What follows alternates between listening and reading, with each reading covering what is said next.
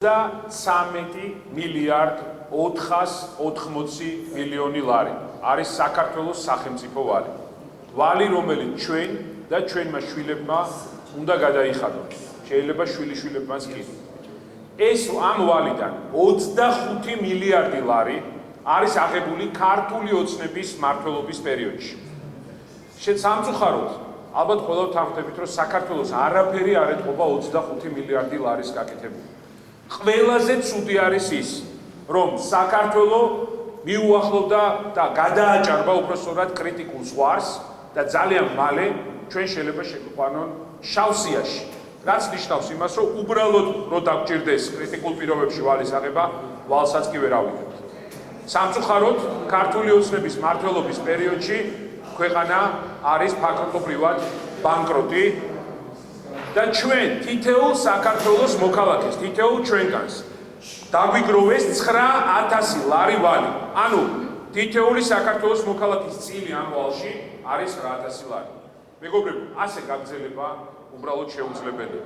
შესაბამისად, იმისათვის რომ ქვეყანა გადავარჩინოთ, იმისათვის რომ ამ ვალებისგან თავი დავიხსნათ, გამოვდივართ ინიციატივით სტრატეგია აღმაშენებელი, ყველას, ვისაც გული შესტკივა ამ საკითხზე, ვინც ფიქრობს, რომ ამდენი ვალების აღება არის უკანონო და უსამართლო, შევქმნათ ერთობლივი სამუშაო ჯგუფი, ყოველგვარი პოლიტიკური მიკერძოების გარეშე.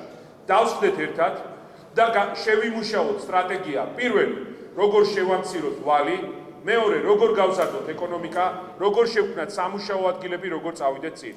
პირველ რიგში მიმართავ ქართული ოცნების დეპუტაციას, რომელიც წარმოდგენილი არის პარლამენტში.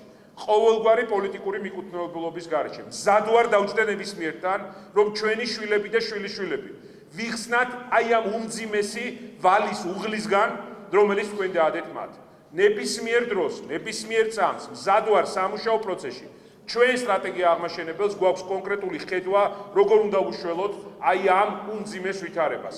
გთავაზობთ დავსვდეთ ერთად და რა თქმა უნდა ყველა ოპოზიციურ ძალას, ყველა ექსპერტს, ყველა ეკონომისტს, ყველა ნებისმიერ ადამიანს, ვისაც თავის სამშობლო უყვარს.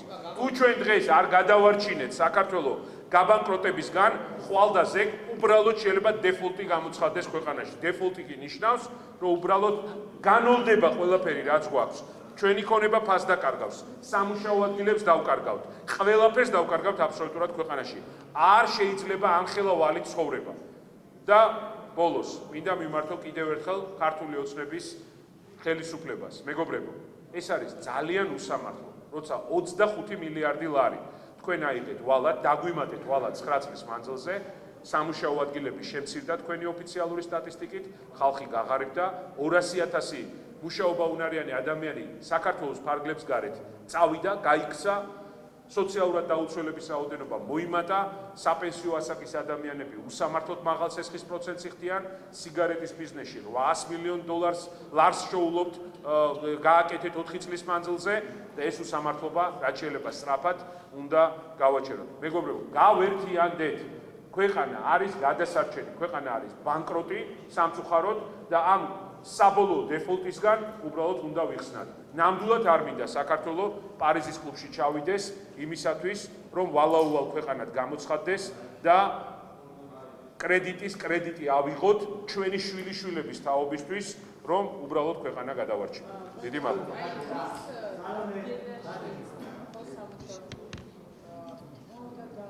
სამუშაო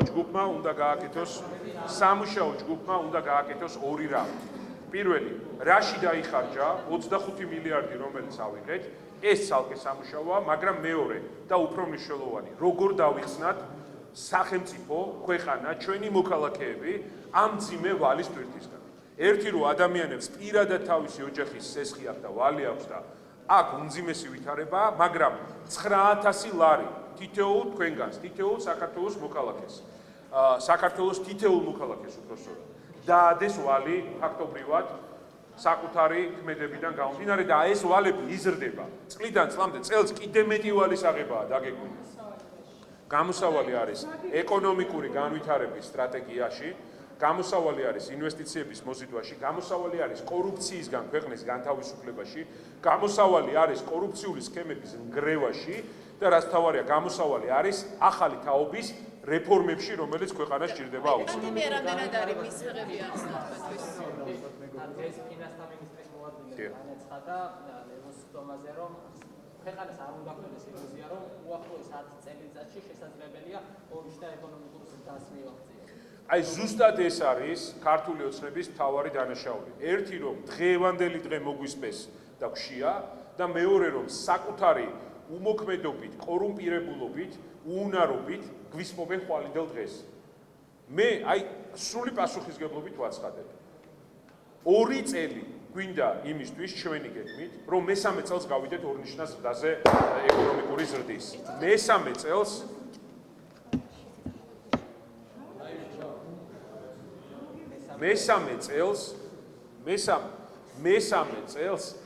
მესამე წელს შეგვიძლია გავიდეთ ორნიშნას ზრდაზე. არაერთი კანონპროექტი გვაქვს ამისთვის მომზადებული, არაერთი მზად ვართ ნებისმიერ ფორმატში დავჯდეთ. ჩამოგითვლით, ეს არის წარმოების პოტენციალის გაზრდა, რომელსაც სტრატეგია აღმაშენებელი ჯერ კიდევ 2 წლის წინ წარუადგენდით, როგორ უნდა მოხდეს. საქართველოს ტექნოლოგიური დედაქალაქი. ტექნოლოგიებში გვაქვს უზარმაზარი შესაძლებლობა, რომ ჩვენ გავხდეთ რეგიონის ტექნოლოგიური დედაქალაქი და მილიარდები მოვიზიდოთ ინვესტიციის სახით. მესამე, ეს არის რა თქმა უნდა ტურიზმის გაფართოება, რომ შევიდეს თითოეულ სოფელში და რაიონში. ანუ თუ ვიმუშავებთ, შედეგს მივიღებთ, როცა არ მუშაობთ და მარტო ფულის კეთებაზე ხარ გადასული, რა თქმა უნდა შედეგს ვერ მივიღებთ. ჯახარიას ერთი ფაქტორი ეძახმას პირდაპირ რომ ზურეთ ჯახარიას მიერ არაკარგად გეგმილი სპეცოპერაციის შედეგი იყო ის რაც მოხდებოდა უცინის ფაქტიურად ყველაფერი დაბრუნდა ეხლა ჯახარიას. კი ბატონო. პოლიტიკური ეჭვების გამო ნაციონალიზმის ჩემთვის გახარია კობახიძე, ძმანი და დანი მისნი არის ერთი და იგივე. ყველა ეს ადამიანი დამნაშავე არის, რომ ვალი გვაქვს 33 მილიარდი 400 მილიონი ქვეყანას დადებული, უმუშევრობა გაზრდილია, 200,000 ადამიანი მარტო მუშაობა უნარიანი ადამიანი გაქცეულია ქვეყნიდან, 100,000-ზე მეტი ბავშვი შიმშილობს, სოციალურად დაუცველების რაოდენობა არის გაზრდილი. დანარჩენი რაც გუშინ მოვისმინე არის ჩვეულებრივი ჭორიკნობა და მეტი არაფერი. ჭორაობა, შეთხზვა რაღაც თემების, რომ ერთმანეთისკენ ხელი გაიშვიროს. მე გამახსენდა, როგორ დააბრალა ქართულმა ოცნებამ კვირიკაშვილს, რომ ბავშვები მშივრები ვარიან კვირიკაშვილის ბრალიაო. იმის იუნისეფის კვლევით კი, იმის შემდგომ კიდე მეტი ბავშვი არის მშიერი ქვეყანაში. ახლა გახარიას აბრალებს იმ უბედურებებს, რაც ქვეყანაში არის. ოღონდ ერთის დამნაშავეა და მეორეს დამნაშავეა. მე ვიყავი ის, რომელიც მათ შორის ჩვენ გუნდთან ერთად კორონავირუსის დროს პირდაპირ ვამბობდით, რა დანაშაულებრივ ქმედებებს ჩადიოდა გახარია ეკონომიკური თვალსაჩინო. გამოქვეყნებული გვაქვს ვიდეოების სტრატეგიების შეფარდებით, გახარია სტრატეგია, ვაშაძის სტრატეგია, აი ესე. გამოქვეყნებული გვაქვს. ამის თანაავტორი არის კობახიძეც, არის მთლიანად ქართული ოცნებას და რაც თავარი არის ივანიშვილი. რაც ხდებოდა ქვეყანაში. და მეორე, თავარი საკითხი, თუ ასეთი ასე ვთქვათ, როგორ თქვა, თუ ასეთი არაგუნდური იყო, თუ ასეთი მოღალატე იყო, თუ ასეთი ცუდი იყო, თუ ასეთი არაპროფესიონალი იყო, პრემიერად რატო დააწინავა? თუ არა, მაგას ვამბობ, ანუ ისინი ამბობენ, რომ მენეჯერიც არ იყო, ხო? რატო გადაიყვანე პრემიერად? რატო რა დღეში ჩააგდეთ ქვეყანა ხალხნო მართლა ნამუსი გააქვთ? მიუმართებ ბატონ კობახიძეს. რას გვერჩოდით? კრიმინოგენული სიტუაცია გააუარესა, გადაიყვანეთ პრემიერად ეკონომიკაში, დაგვამშია სულ, გაგვაუბედურა. ხალხს რას ერჩოდით? და სად არის ამ დისკუსიაში ხალხი? აი ეს არის მთავარი საკითხი.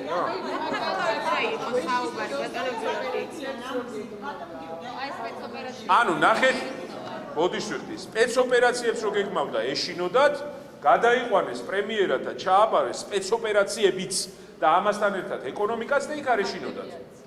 ხო ეს არის. დიახ, მე როცა გახარიას უსმენდი პანდემიის დროს, პირდაპირ გეუბნები. ყოველ დღე მცემდა შიშის ზარი.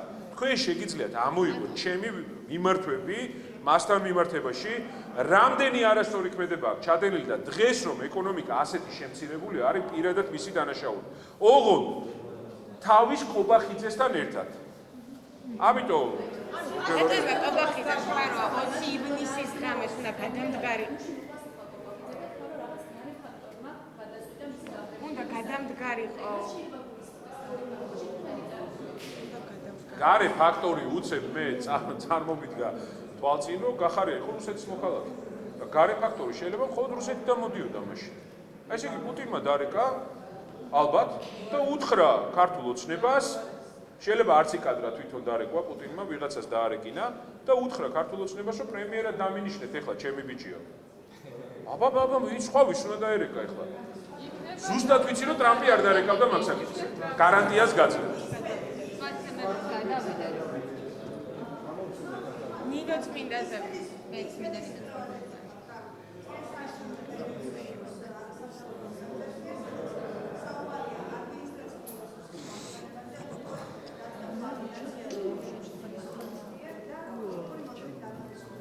კი ბატონო. ქართული ოცნება არის უმძიმეს ვითარებაში. ნულოვანი შანსი აქვს რომ მან 53%-იანი ბარიერი გადალახოს. თუ ზოგიერთი ოპოზიციური ძალა მას არ მიეხმარა, პირდაპირ გეუბნებით. და აქედან გამომდინარე, რა თქმა უნდა, დაიწყეს კამპანია, დაიწყეს ადმინისტრაციული რესურსის გამოყენება. ბატონ კალაძეს ის კი არ აინტერესებს დილოს ნაგავსაყრელის გამო კრედიტი რო აქვს აღებული და პროცენტს რო ვიხდით, ტყუილა და ნაგავსაყრელი რო არ არის გაკეთებული, აინტერესებს საკამპანიო კეკლუცობა, რომელიც მან დაიწყო, ხო? ხო ხედავთ რომ საარჩევნო კამპანია დაწყებული აქვს, არა? რატო? იმიტომ რომ ეშინიათ იციან რომ წააგებენ. რესურსი ამოწურა ქართულმა ოცნებამ, საერთოდ პირდაპირ გეუბნებით რომ დინების საწინააღმდეგოა რომ დღესაც ხელისუფლებაში არიან და ამიტომ ყველა ადმინისტრაციულ რესურსს იყენებენ. მე ერთი რამ მინდა ვთქვა, საარჩევნო რეფორმა, რომელზეც ჩვენ შევთანხმდით, ეს არის არჩევნების დღე. არჩევნების დღემდე არჩევნები ყალბდება არჩევნებამდე. აი ამ გაყალბების პროცესში უკვე ჩაერთო ქართული ოცნება პირდაპირ ვამბობ და ჩვენი ყველას მე მინდა მოქალაქეებს მიმართო რომ მათ დაშინებებს, მათ მოსყიდვებს, მათ კარტოფილებს და კიტრებს თუ ისევ მივყიდით ჩვენ ხმას, იცოდეთ რომ 33 მილიარდიანი ვალი გახდება 66 მილიარდიანი ვალი და უბრალოდ გავყოტრდებით სულ ყველა აბსოლუტურად ქვეყანაში. აი ეს არის რეალობა.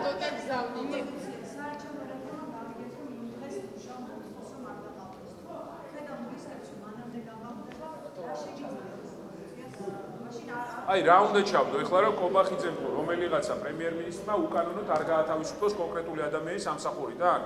აი რანაირად შეიძლება ეხლა ეს ჩავდოთ ჩვენ რეფორმაში? ეს ხალხი სისტემურად არღვევს კანონს. ამ ტოტალურ დარღვევის პასუხი ექნება მაშინ, როცა შევცვლით ხელისუფლებას. ხო? ანუ კიდე ერთხელ ვამბობ რა, რომ კანონი ვერ უზრუნველყოფს იმას, რომ დარღვევა არ გააკეთო, ეს ჩანაწერი გაკეთდეს რა. ნინო წმინდასთან დაკავშირებით საერთაშორისო საზოგადოებაზე გეტყვით რა.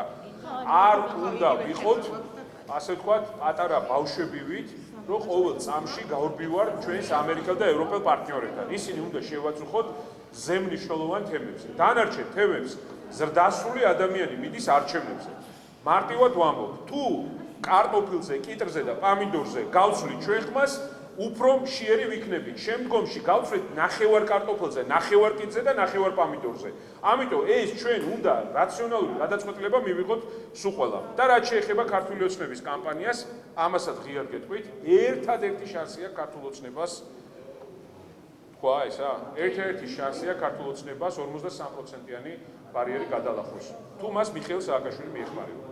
პირდაპირ გეუბნებით. სხვა შემთხვევაში ის ვერ გადალახავს ვერცერთ შემთხვევაში ამ ბარიერს. თავისი განცხადებებით, თავისი იმ დამაფრთხობელი, ასე ვთქვათ, რიტორიკით, რომელიც ამობილიზებს ჩვენი დათვლებით მინიმუმ 300,000 ადამიანს საქართველოს მოქალაქეს, რომ ხმა მისცეს ქართულ ოცნებას. ღია და პირდაპირ ვამბობ. მე ვერავის ვერ აუკრძალავ გამოჩენას, მე ვერავის ვერ დაუწევ ცენზურას, მე ვთქვი ის, რაც არის სიმართლე. და ეს საქართველოში იცის სულ ყველა თქვენ ჟურნალისტებმაც და მთლიანად საქართველოს. ბევრჯერ გამოჩნდება, ბევრჯერ შეაშინებს ხალხს, ბევრჯერ ექნება რევანშისტული რიტორიკა. დამერწმუნეთ რომ ეს არის ერთადერთი გზა რომ 53%-იანი ბარიერი გადალახოს ქართულმა ოცნებამ. სხვა შემთხვევაში ქართული ოცნება განადგურებით დაასრულებს ოქტომბრის არჩევნებს. ნინო კავშირებით მინდა გკითხოთ, მეუღლე იაკობ შაბარეს ნინო წმინდის პანსიონი და როგორც მან აღნიშნა, მეუფეს პირიდან თავისით გამოთქვა ეს სურვილი. როგორ ფიქრობთ, მესამე სექტორია სკეპტიკურად უყურებს ამას და ამბობენ, რომ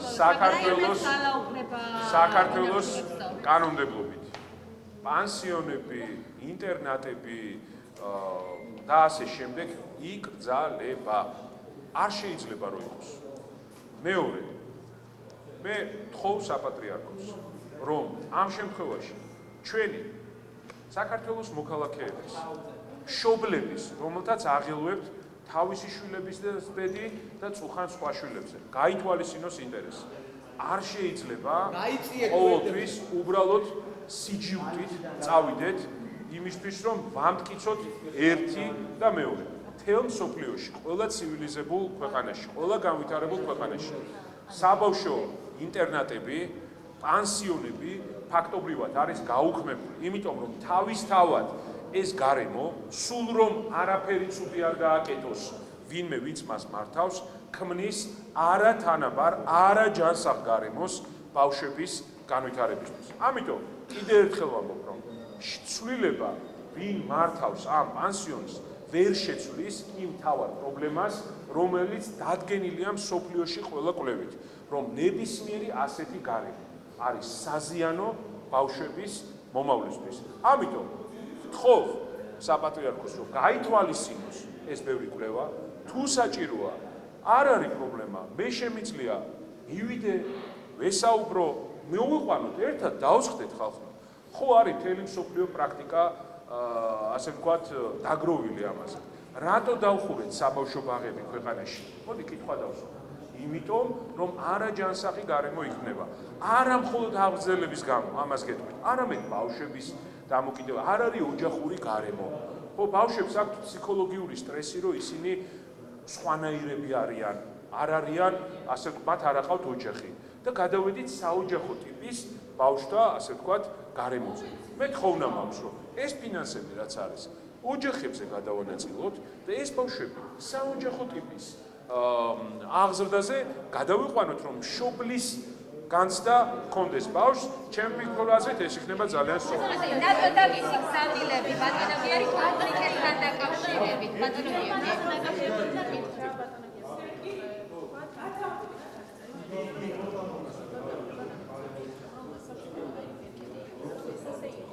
მე არ ვეწერები ნატოზე, ხო? თეონა აკუბარდია ხელახლა გაკეთებ განცხადებას თუ კიდე.